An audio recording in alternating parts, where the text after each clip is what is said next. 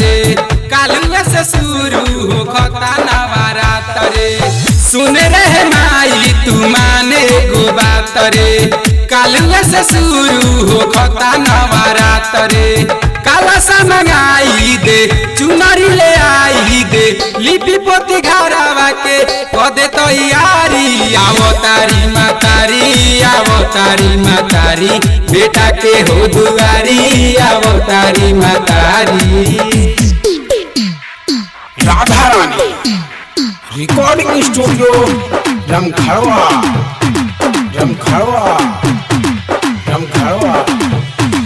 बेटा के हो दुआरी। आवो तारी मातारी। बेटा के हो दुआरी। आवो तारी मातारी।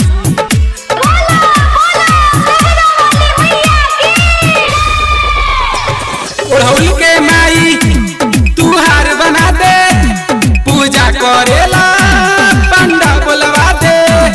पूजा करेला पंडा बोलवा दे। ओढ़ौल के माई तू हार बना दे पूजा करेला पंडा बोलवा दे।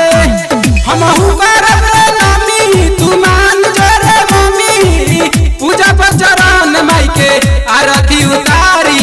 आवो तारी मातारी। आवो तारी मातारी। आवो तारी मातारी। आवो तारी मातारी। बेटा के हो दुआरी। आवो तारी मातारी। बेटा के हो दुआरी। आवो तारी मातारी। बेटा के हो दुआरी। आवो तारी मातारी।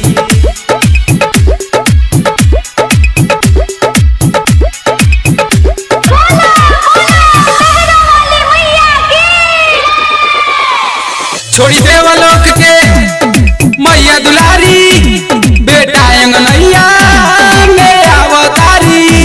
बेटा अंगनैया में अवतारी।